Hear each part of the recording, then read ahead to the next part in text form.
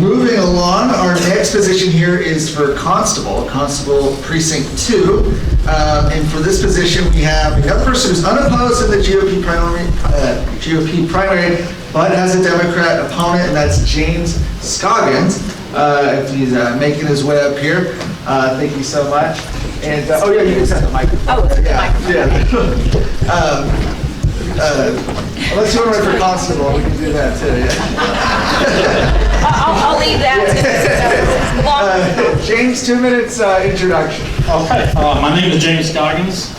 I'll tell you a little bit about myself. I grew up here in Bastrop County. I'm from Smithville. Graduated from there in '88, so a few years ago. Is this thing even working? Okay, it doesn't sound like it. I can talk louder than this thing, I believe.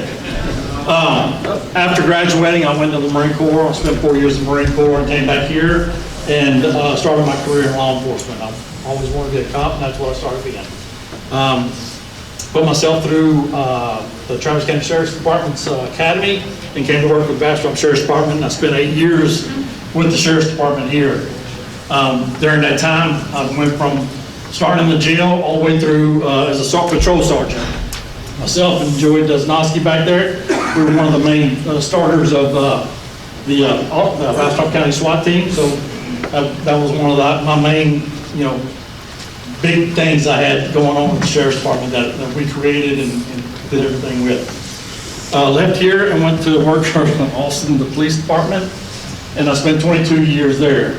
Started out okay, left kind of crazy. So I was glad to get out of there and retire, and retired, April this last year. About 2 or 3 weeks into it, a month or maybe, it didn't take long. My wife said, "Oh, you need to get a job," because I was driving her crazy. When you're going to be home? And so we started that. I seen that the constable's position came up. I always thought about running for office. Thought about running for sheriff for a long time, but then decided constable's where I'm at. 15 seconds. I'm running for it. I'm looking for your vote. I've been a public servant for over 29 years, and I love to end my career with the Bastrop Sheriff's or the Bastrop County. Right.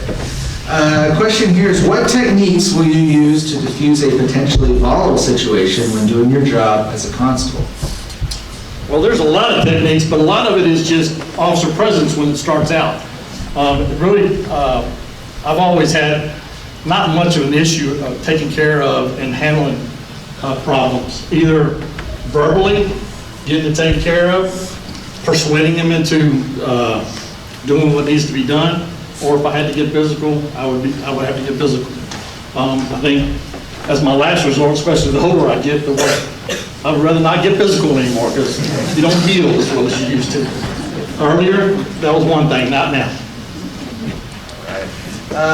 One more question here submitted. They asked, illegal advertising signs are popping up all over Bastrop County. I read somewhere that removing illegal signs was the job of a constable. Is that true? And if so, what steps will you take to clean up your precinct?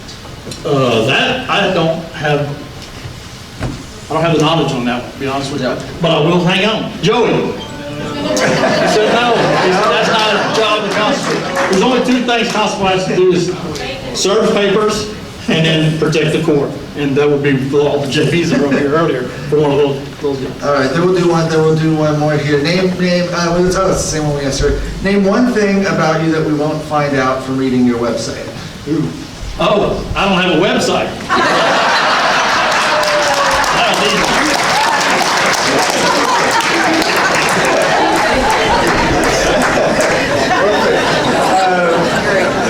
One minute to close. Again, I would love to finish my career out with law enforcement at the Bastrop County. I'd love to be your constable. There's time to change.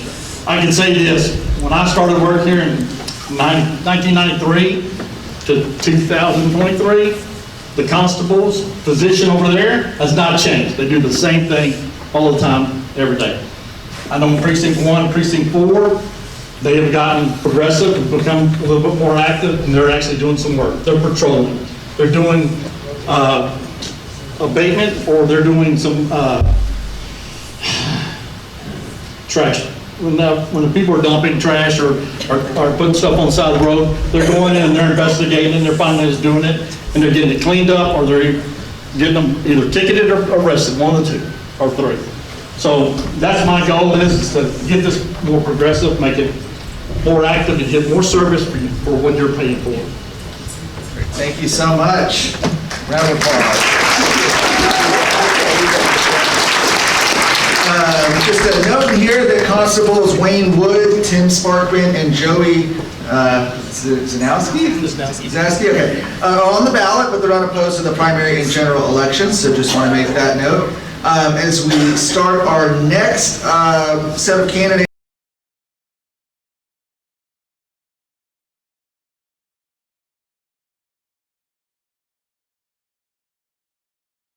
All right, it's Tom Glass here. There he is, coming down. We've got Texas House District 17, and we've got challenger Tom Glass who showed up here. So Tom, you know the drill. Here's the microphone, 2-minute introduction.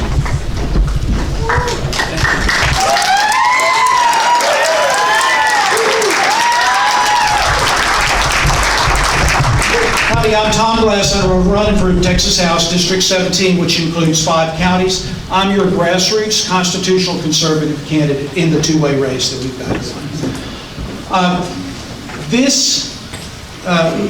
Where we are in Texas and America right now is as dangerous a place for the future of our posterity as we've ever been.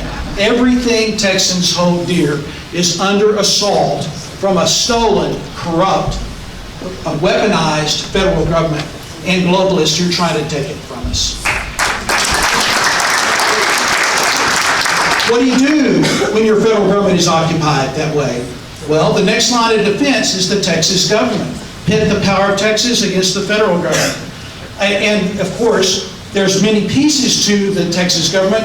The one that's the most efficient and not ready to take on that task at this moment is the Texas House, because it's led and controlled by people who think it's business as usual time. It's led and controlled by the Austin swamp.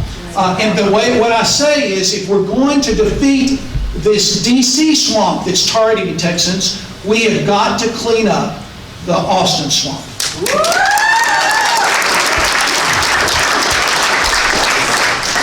I don't have much time, so I'm going to go straight to it. I'm going to utter some harsh truth tonight, because the truth will set us free and our grandbabies free, which is what we want. The truth is that my opponent, the incumbent that beat me last time, Stan Gertis, is a swamp-installed, Paxton impeaching, Dade Phelan-controlled puppet.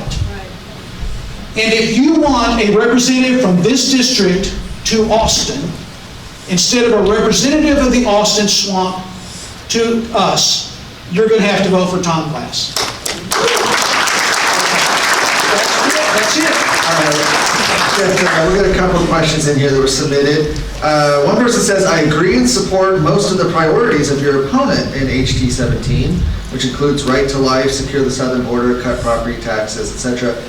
Outside of voting to impeach Ken Paxton, how are your positions different from the incumbent?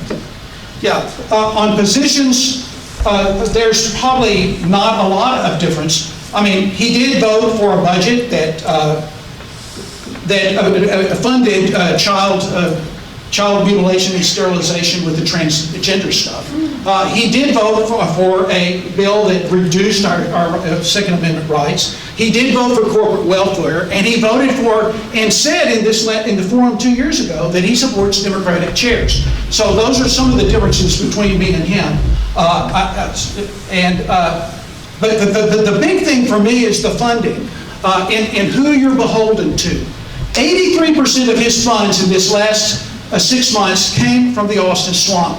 The biggest of which came from somebody who wanted to impeach Ken Paxton. The second biggest was the Speaker himself.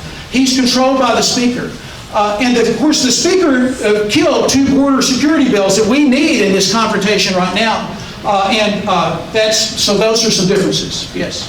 Another question was sent in is, please comment on what legislation you would author or support to stop the invasion on our southern border. Yes. I've gone to the legislature with the last 5 sessions working on bills that I care about. And the most important thing to understand about the border situation is what the governor, the lieutenant governor, the Ted Cruz, and attorney general have now come to the conclusion of this. Texas has a constitutional and natural right to defend ourselves from when the federal government not only refuses to enforce the law, but deliberately violates the law in conjunction with the cartels to the detriment of the people of Texas. One of the things that the bills that Dave Phelan killed last time was a border protection unit. One of the things that is being threatened as part of this confrontation is the nationalization of the National Guard. Had we had a border protection unit that Dave Phelan killed, we would be in a lot better shape now. Texas and House members have to give every bit of support to the governor as he faces down the federal tyranny we face. Last question here, and I think we probably know the answer, but they asked, if you were elected as our Texas representative, would you vote for Dave Phelan to be Speaker of the House? I just can't do it. One of the things, I got to vet with Progressives America, We the People, I got to vet Tony Tinderholt when he was running against Dave Phelan this last time around. And one of the things that I ended up saying, I don't think you're going to make it, Tony, is because he didn't want to go to the caucus and agree to support whoever came out of the caucus, because the caucus rules and the Republican Party platform said that that's the way we should pick it. And the Republicans had to agree to that. And he refused to agree to that. And I was critical of him for that. But I started thinking about it. It's like, okay, I'm hoping, by the way, Dave Phelan is not coming back, right? He's going to be primaried out this time around too, right, guys? But if he does, there is just no way I'm going to vote for Dave Phelan for Speaker, even if he follows the caucus rules in the party platform and he wins in the caucus. I'm just not going to do it. I'm going to find somebody else who I think will actually work with Republicans. What a concept. What a concept. So anyway, that's my answer. All right. 1 minute to close. Okay. Had y'all noticed that my opponent is not here tonight? I think that may have been the fact that when we met last time, he was not a very happy camper. Everybody walked out with my yard signs and nobody walked out with his, and he went leaving early. But the real issue is the swamp that controls him has a business as usual way of doing campaigns. What they say is, you guys that are in the know, in the grassroots, that know what's going on, y'all don't matter.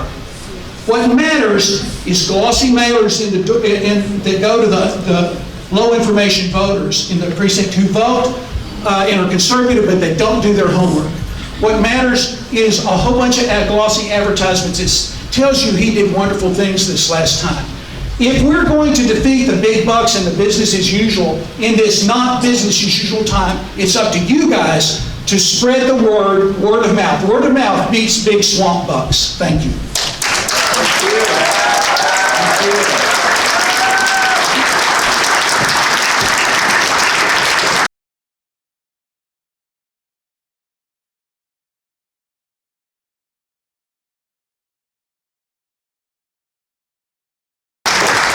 Okay, we've got one more position to go through here. I believe we have 2 candidates that are here tonight, and that is for County Sheriff.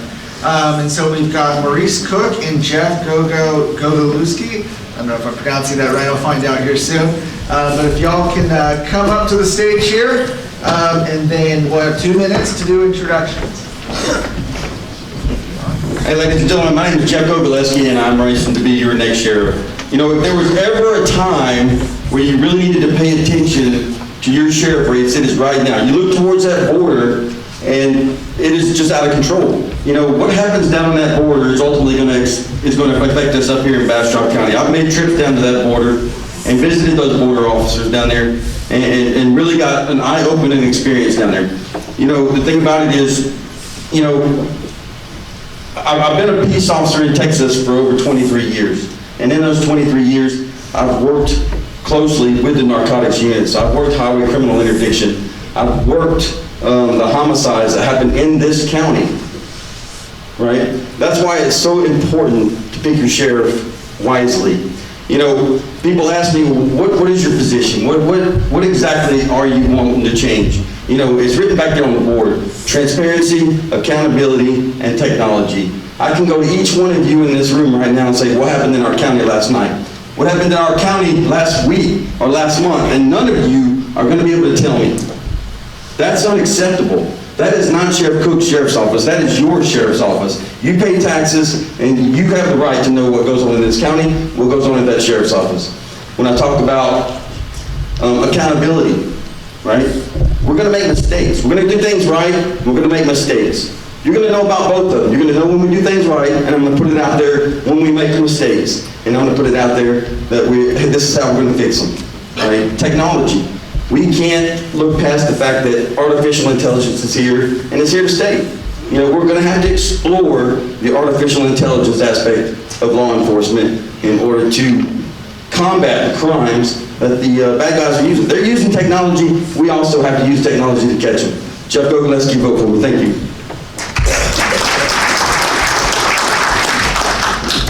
Well, good evening. For those that don't know me, I'm Maurice Cook, and I'm your current sheriff. Before I was your sheriff, I was in the U.S. Air Force. I've been a city policeman. I've been a highway patrolman.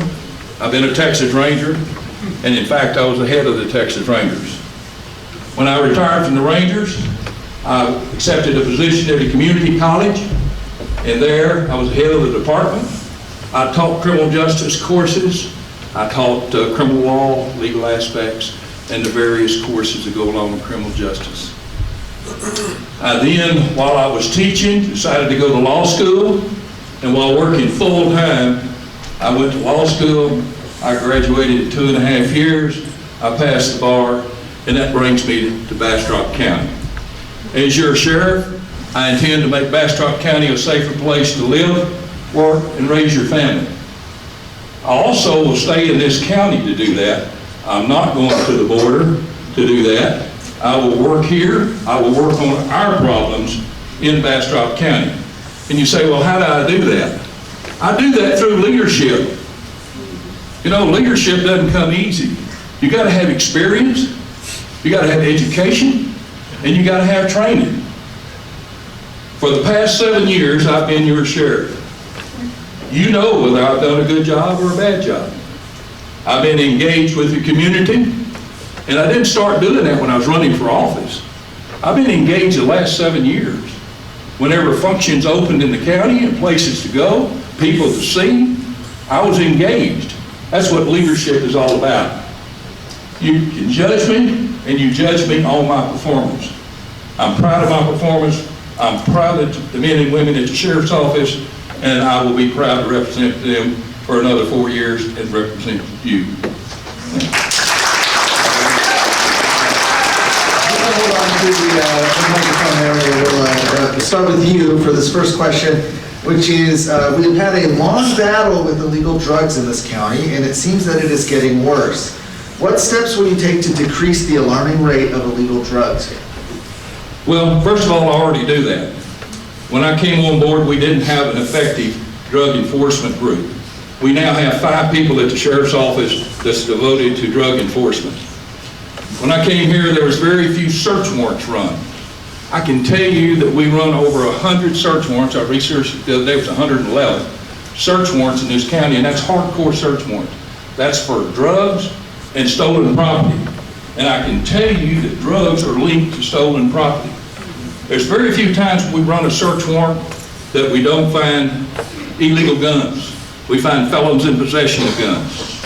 We have an extremely aggressive drug enforcement program. There's not many days that go by that we don't have one of our patrol officers arresting someone for illegal drugs. Look at the indictments in this county. 1/3 of the indictments are by the sheriff's office on drugs.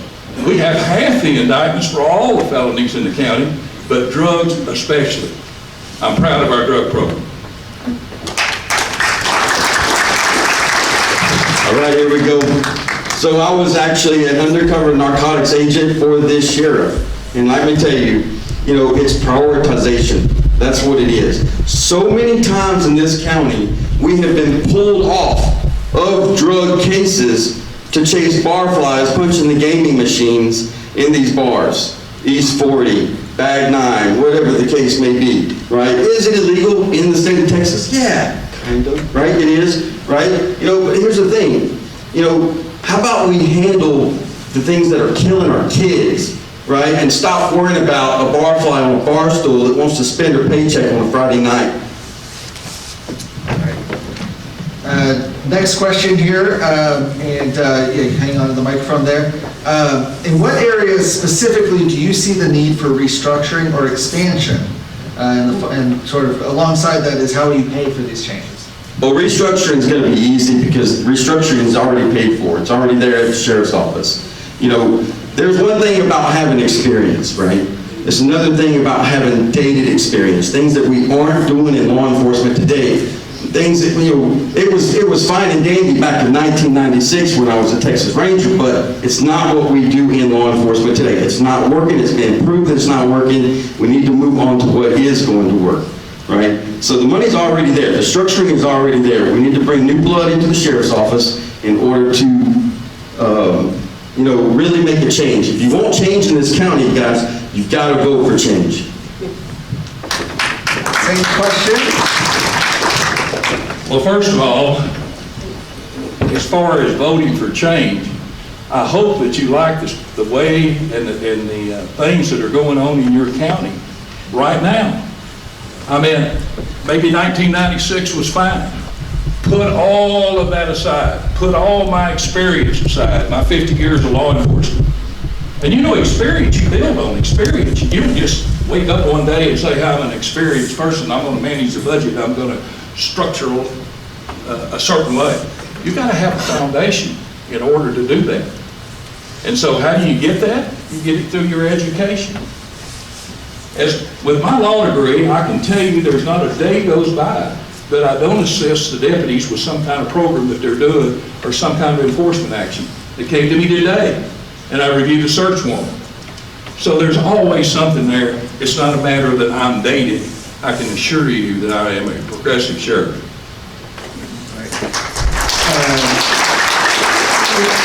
One more question for both of y'all. What are your thoughts on the need for a new jail in Bastrop County? How many years do we have left for the current jail to meet our needs? Well, first of all, our jail is outdated. It's been outdated. The mechanical equipment is breaking. The doors don't work right sometimes. But that's not, I've gone to the Commissioner's Court. The Commissioner's Court is aware of that. I think they put the new court system and the court building ahead of the sheriff's office and getting rebuilt. The jail is 40 years old, and we do really good with it for being 40 years old, I can promise you. We have 300 prisoners that we have there on any given day. 300 prisoners. That's a lot of folks. We have marshal prisoners. We make about $1.4 million a year on our contract prisoners. After COVID, we had reduced that from 100 to 50 prisoners. But our jail is not adequate to meet the growth that you're going to experience in this county. So we got to start looking forward. I've met with the commissioners on a plan, and we are talking right now about a plan in order to replace the jail. Something we can agree on. The jail is outdated, it's breaking down. What I would like to see, besides the jail though, is really increasing the numbers in the jail. God bless those corrections officers that work in that jail every day. They don't get enough thanks, and they're working their fingers to the bone. We're running about 25 short in the jail right now, and that's just unsatisfactory. He talks about the $1.5 million that we get off the Fed beds, federal prisoners, right? It used to be $3 million, right? Until we dropped below minimum staffing, right? So we lost $1.5 million out of our budget because we dropped down in our people. We need to work on retention. We need to work on retaining people in that jail and giving them an incentive to stay, right? Stop losing them, stop making this a training ground and going somewhere else, you know, to make more money. Both of y'all have a minute to close. You know, the office of the sheriff is not a sprint, ladies and gentlemen. It is a relay race. Everybody knows the concept of a relay race. You know, it's designed to run it for a little while, and then you pass the baton.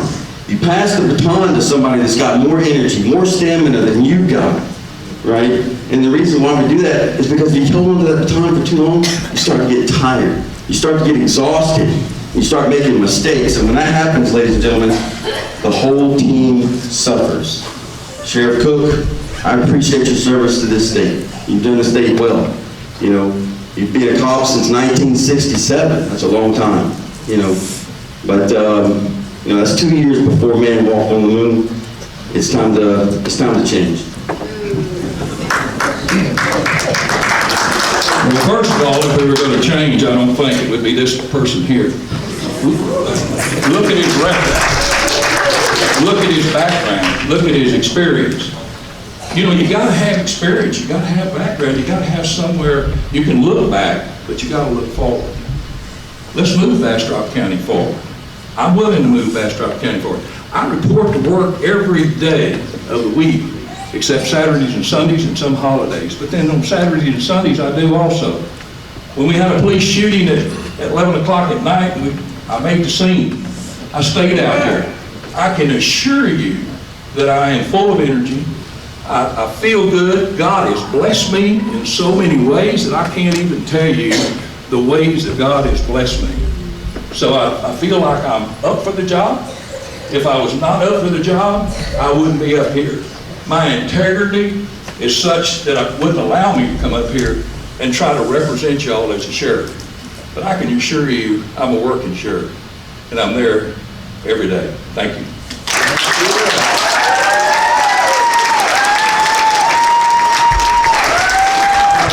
And thank you to every candidate who came and showed up tonight. This was awesome. And as Carol is going to make her way up here, we got some closing remarks as well as a poll watcher training update. But I want everybody to thank Carol and the Lost Pines Republican women for putting this on. This was awesome. So, thank you so much for having me. Thank you. Yes. Thank you. Thank you. All right, Brandon, another great job. If we knew what the date was 2 years from now, we could book them in advance, right? Be great. All right, so wait a minute. Before you guys all start walking out the door, how many of you think election integrity is an important thing? Okay. How many of you folks have taken poll watcher training? All right, I didn't see very many hands will go up. I saw a few. Okay. Poll watchers are the volunteers that go to the polls and watch. But you have to take the training. Okay, so we're going to offer some training.